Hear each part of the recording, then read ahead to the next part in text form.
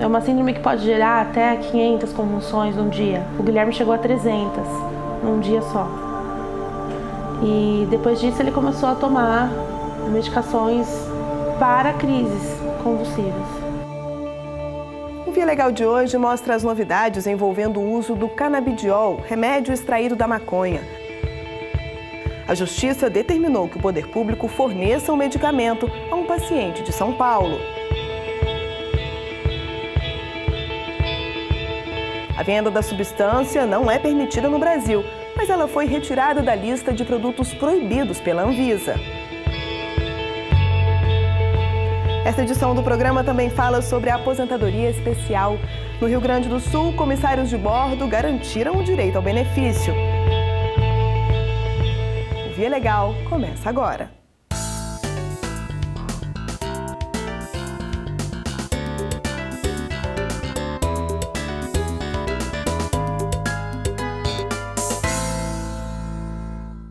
Morar praticamente de graça, sem precisar comprar o imóvel e nem pagar aluguel.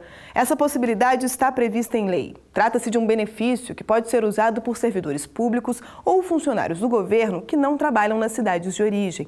Em Brasília, onde estão concentrados os órgãos federais, não faltam apartamentos destinados exclusivamente para esse fim. Mas, em alguns casos, a dificuldade está em retomar o imóvel funcional, quando o morador perde o direito a esse tratamento diferenciado. Ex-agente administrativo da Polícia Federal, Evaldo mora neste imóvel funcional desde 1985. O apartamento de 4 quartos tem 140 metros quadrados e fica em uma área nobre de Brasília. Pelas regras do Patrimônio da União, o servidor público deveria ter desocupado o imóvel quando se aposentou há 22 anos.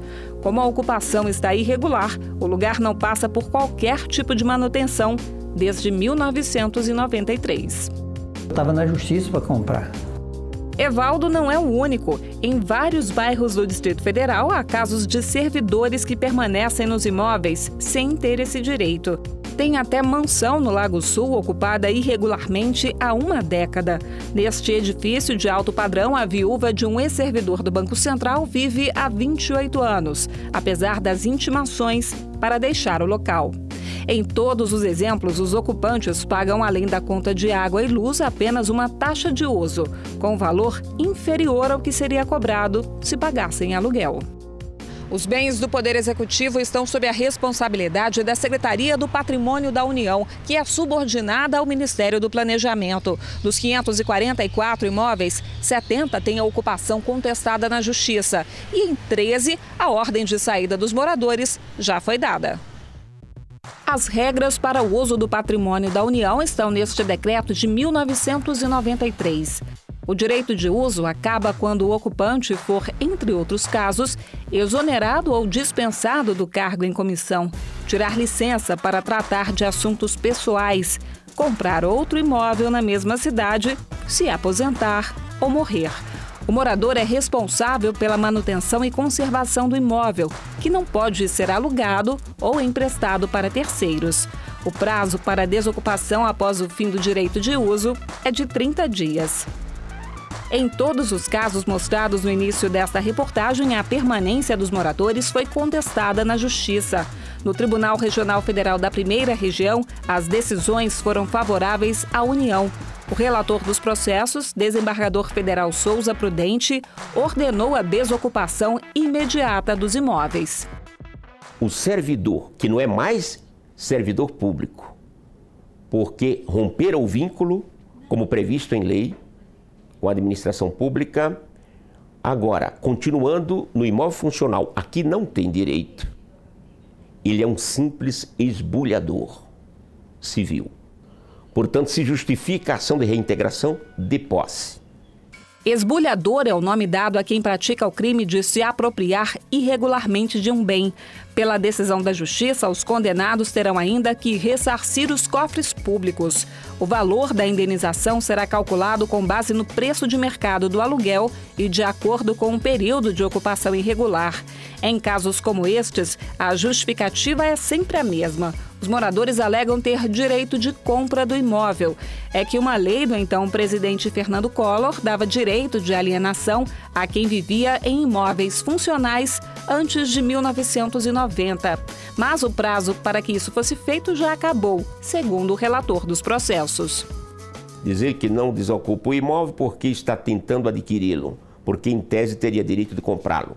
Ora, se o servidor teria direito de comprá-lo, por que não comprou? Ou perderam o prazo, ou não tem direito algum. Quem descumprir a determinação terá que pagar multa de R$1.000 por dia. Evaldo já prepara a mudança. Em poucas horas, terá que deixar o imóvel. Já estou com a mala arrumada.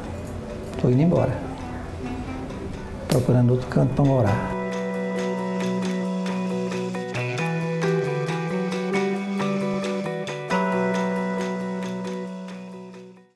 O assunto agora é a aposentadoria especial. Você sabe o que é o benefício e quem tem direito a ele? Trabalhadores que desempenham atividades em condições prejudiciais à saúde devem ser compensados pelo risco que correm. E a forma encontrada pela Previdência é permitir que eles parem de trabalhar mais cedo. Nesse processo, a dificuldade enfrentada pelo próprio INSS é definir quais profissões fazem parte dessa lista. Para o Instituto, os comissários de bordo, por exemplo, não têm esse direito. Mas no Rio Grande do Sul, a categoria decidiu brigar para fazer parte do grupo de segurados especiais. Em 35 anos de profissão, seu Vilmar acumulou 22 mil horas de voo. Como eu digo, que está no Código Brasileiro do Ar. A função do comissário de voo é segurança, conforto e bem-estar do passageiro. A última vez que trabalhou como comissário de bordo foi há 19 anos. Mas ele conta que os efeitos de tantas viagens são sentidos até hoje. E nós temos os efeitos das velocidades 700, 800 km por hora. Então isso realmente coopera para que nós tenhamos algumas dificuldades de saúde.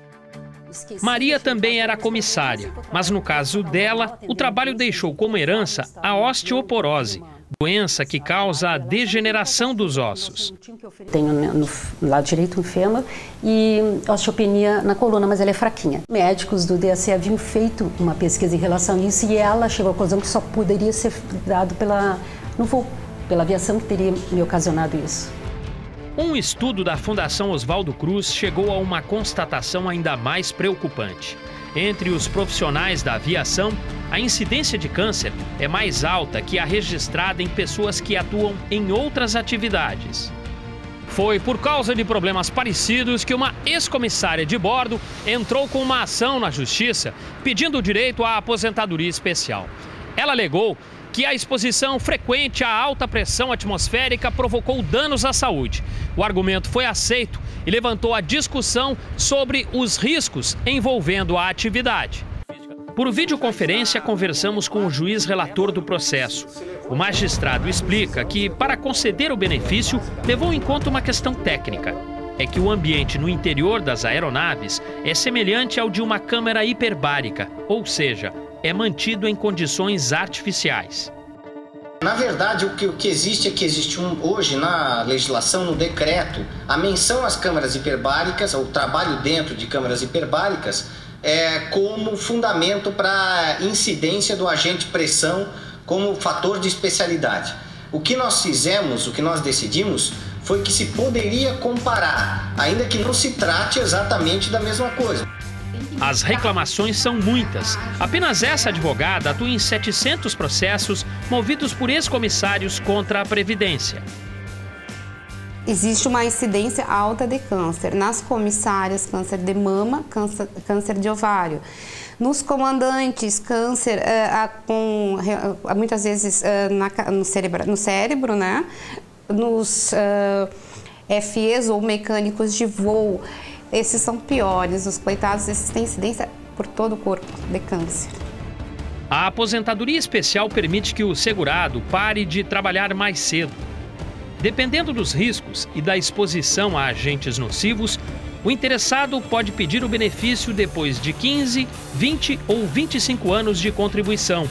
De acordo com as normas do INSS, esse tratamento diferenciado é garantido apenas a quem consegue comprovar os perigos envolvendo a profissão. E essa comprovação deve ser feita por meio de um laudo médico. A Turma Regional de Uniformização adotou precedentes do Tribunal Regional Federal da 4ª Região que seguem exatamente o mesmo raciocínio, o de que o agente pressão é um agente relevante para caracterizar como especial o trabalho prestado pelos aeronautas. No sul do país, a Justiça tem entendido que os aeronautas trabalham sim em condições especiais.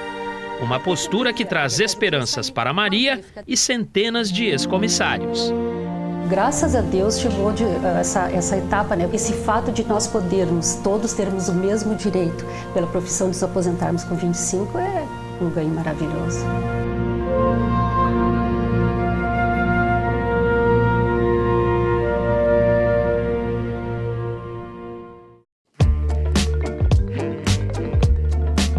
Nos últimos meses, a palavra canabidiol tem sido repetida em jornais, na televisão e até em filmes. Esse é o nome de um remédio extraído da planta da maconha. Para ter acesso ao tratamento, o paciente precisa trazer o medicamento de outros países, já que aqui a venda é proibida. Mesmo com a restrição, hoje a substância já é vista com outros olhos, pela comunidade científica, pelo poder público e até pela justiça.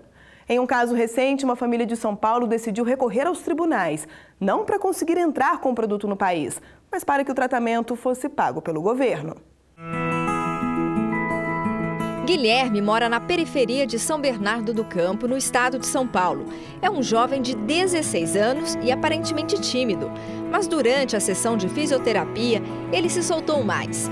Fez graça para a câmera e não teve crises epiléticas, uma característica da encefalopatia, uma doença cerebral crônica que afeta o desenvolvimento da criança. É uma síndrome que pode gerar até 500 convulsões num dia. O Guilherme chegou a 300 num dia só. E depois disso ele começou a tomar medicações para crises convulsivas. Segundo a mãe de Guilherme, os sintomas da doença no filho começaram a aparecer a partir do 3º mês de vida e só agora estão sendo realmente controlados. Isso graças ao canabidiol, uma substância encontrada na maconha. Eu nunca tinha nem ouvido falar a respeito de canabidiol. Aí você tem uma esperança. A verdade, a palavra é essa, a esperança. Nossa, chegou o que a gente sempre pediu. Alguma coisa que vai cessar a crise. Porque nós não temos sonhos assim de ver andando, ver correndo, falando, mas a gente quer ver o filho sem crise, né? Isso já é uma vitória muito grande para nós. O uso do canabidiol já foi alvo de grande polêmica no Brasil. Isso porque, apesar do sucesso no tratamento de vários pacientes, até o ano passado, o produto ainda fazia parte da lista de substâncias proibidas pela Agência Nacional de Vigilância Sanitária. Mas em janeiro deste ano, passou a integrar a lista de medicamentos aprovados para uso terapêutico no país. O que nós utilizamos como parâmetro para avaliação foi a característica química e a característica farmacológica da substância, a substância isolada, somente o canabidiol. Então, depois de avaliado, nós não encontramos relatos na literatura de que essa substância pudesse causar alguma dependência ou que ela tivesse um efeito psicoativo e, portanto, não havia razões para que nós deixássemos essa substância numa lista de substâncias proibidas. Segundo este neurologista, o produto que é vendido nos Estados Unidos como suplemento alimentar vinha sendo estudado desde a década de 70 para tratar doenças degenerativas, como o mal de Parkinson. Apesar das críticas sobre a presença da maconha no remédio, a medicação já está liberada para uso em pelo menos 17 países. Na maconha, você tem substâncias que também são psicoativas e que poderiam dar dependência. Então você vai dizer, bom, a gente conhece bem o THC, mas o remédio, ele não está totalmente isento de THC, sempre tem uma taxa pequena, mas não a ponto de gerar algum risco em relação a essa dependência. Mas essa substância extraída da maconha tem um preço muito alto. Uma seringa como esta custa $500, cerca de R$ 1.500. Para o caso de Guilherme, são necessárias 6 por mês. Além disso, como o país ainda não fabrica produtos à base de canabidiol, o custo da importação é maior e encarece ainda mais a medicação. A primeira ampola que nós compramos, já estava fazendo uma campanha para conseguir comprar. E eu consegui. Aí quando nós vimos que estava dando certo, aí nós já começamos a campanha para mais, porque o Guilherme é grande, ele toma mais quantidade. Ele ainda não está na dose certa, porque nós não temos condição de bancar 6 seringas no mês. Uma conta que a família de Guilherme jamais conseguiria pagar. Por isso, a saída foi pedir nos tribunais o fornecimento do remédio. Um caminho que também tem sido escolhido por outros brasileiros que passam pela mesma situação. E a Justiça tem entendido que é direito do paciente receber o tratamento necessário de graça. Uma vez garantida a Constituição, o poder público é obrigado a fornecer gratuitamente toda a medicação necessária para o tratamento. Havendo indicação terapêutica do médico e certeza da cura, como tudo se encaminha no caso dessa medicação, da cura ou para o tratamento que promova mais dignidade para a pessoa, o poder público sim é obrigado a fornecer. Na decisão, o juiz determinou que a União forneça mensalmente o tratamento completo para Guilherme, sob pena de multa diária no valor de R$ 1.000. Eu avaliei de acordo com a indicação terapêutica de que o uso da medicação traria resultados positivos para a qualidade de vida dele e também a urgência do pedido, já que ele fazia uso há alguns meses com resultados bastante exitosos. E depois de 16 anos de luta contra a doença do filho, a dona de casa ganhou ainda mais forças. Pela internet, ela tem conseguido espalhar esperança. A Cannabis Esperança, nós nos reunimos, são mães e nós damos suporte, né? As mães que conseguem ensinam outras mães a conseguirem também. Então eu só tenho a agradecer. E eu tenho certeza que eu só vou mostrar agora um Guilherme totalmente diferente. Ele já está ganhando muito com isso.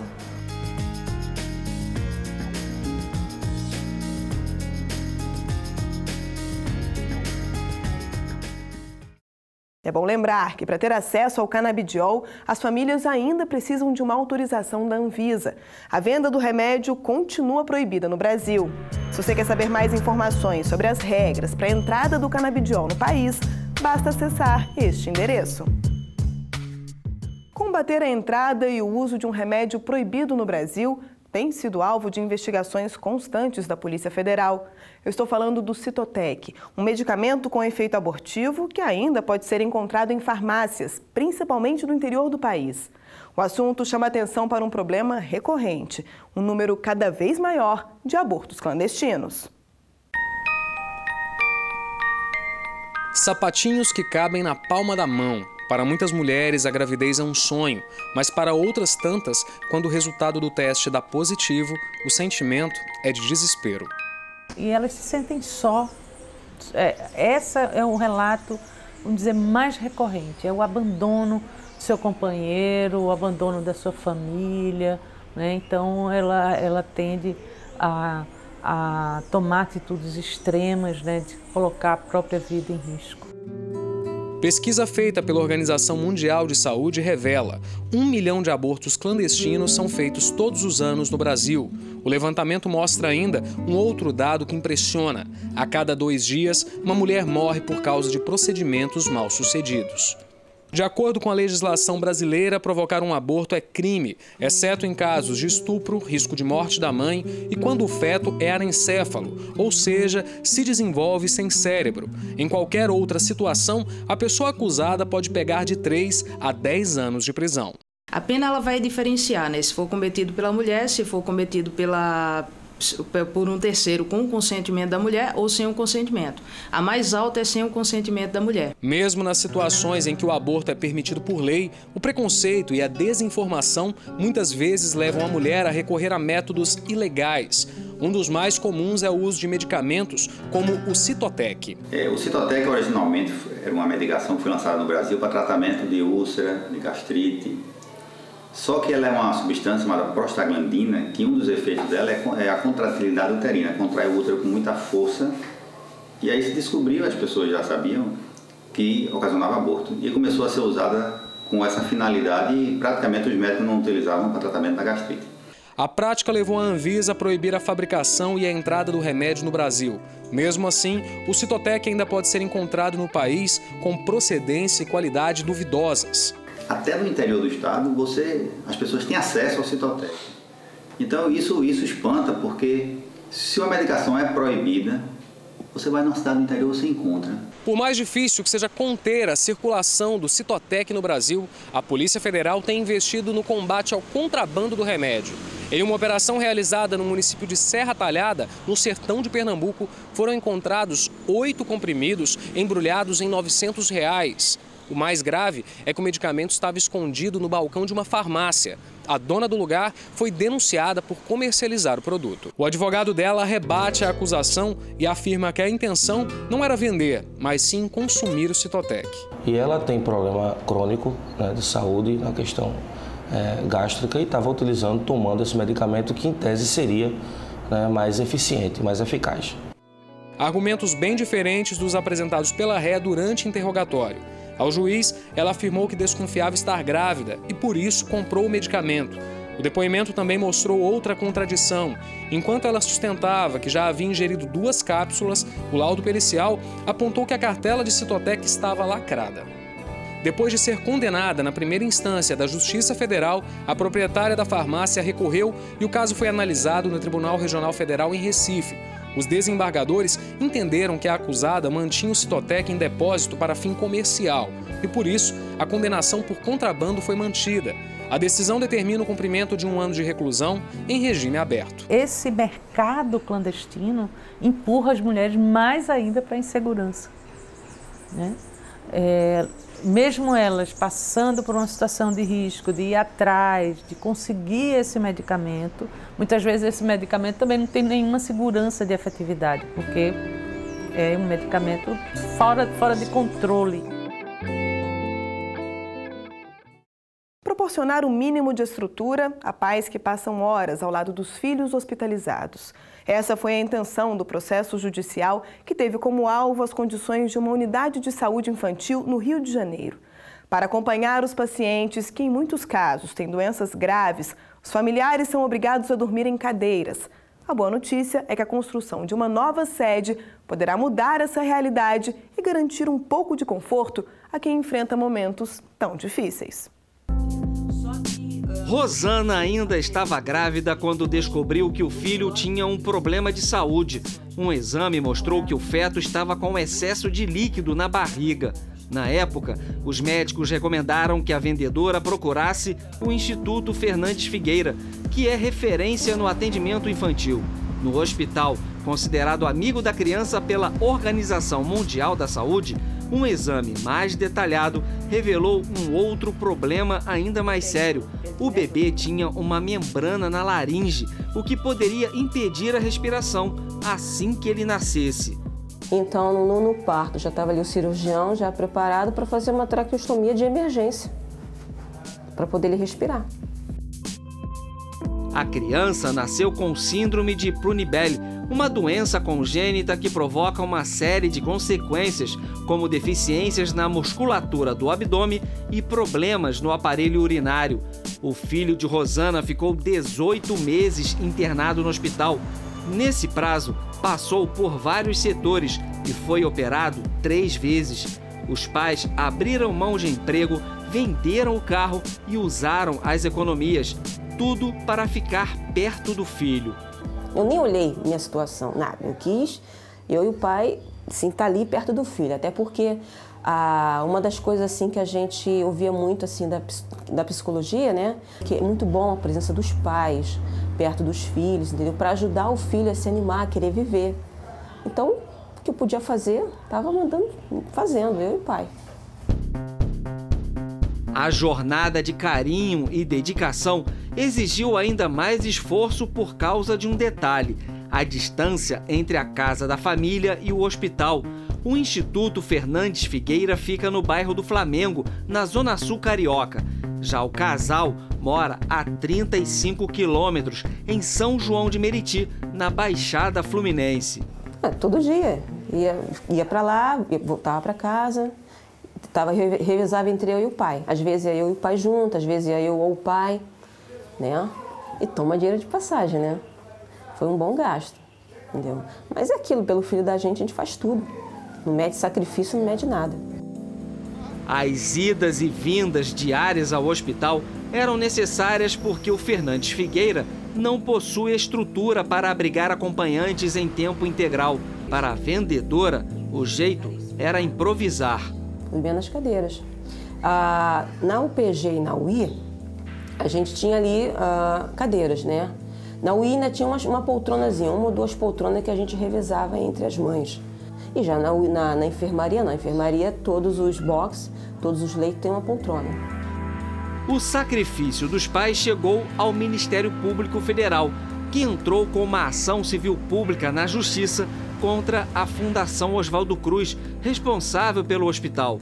Para esse procurador da República, a situação é inaceitável. Me surpreendeu justamente por conta de que essa obrigação de que os hospitais, as instituições onde há uma criança internada tem que providenciar ali uma estrutura também para acompanhamento dos pais ou do responsável dessa criança, é um direito que está expressamente previsto no Estatuto da Criança e do Adolescente, no ECA. Então, nessas circunstâncias, a gente esperaria que um hospital referência em matéria de criança, já tivesse ali providenciada essa estrutura. Rosana diz que chegou a procurar a ouvidoria do hospital em busca de uma solução. A resposta que recebeu não ajudou muito. O que eles sempre passavam é o seguinte: falta de espaço. Não tem um espaço físico do hospital muito pequeno. Notificada pelo Ministério Público, a direção do Fernandes Figueira negou que Rosana tivesse sido proibida de acompanhar o tratamento do filho, mas admitiu que o Instituto não tem acomodação para acompanhantes.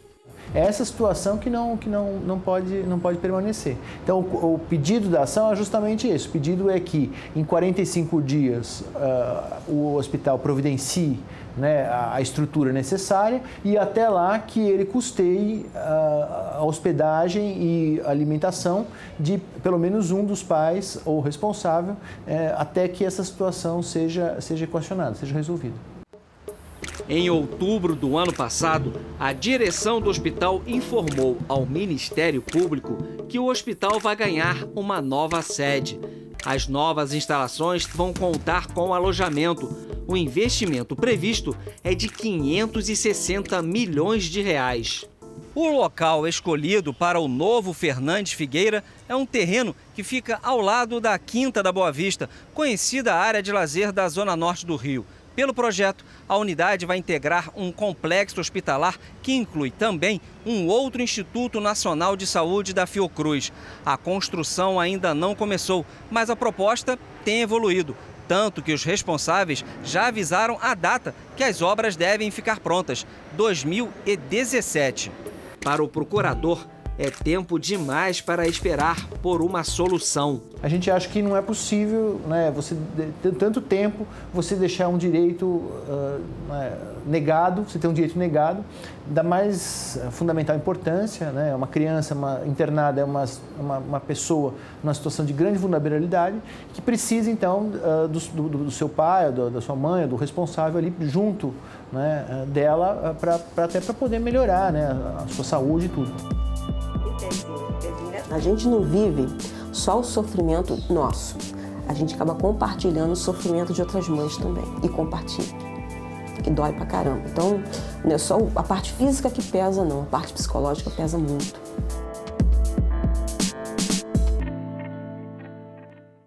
E o Via Legal está terminando. Na próxima semana eu volto com outras histórias decididas pela Justiça Federal. Até lá!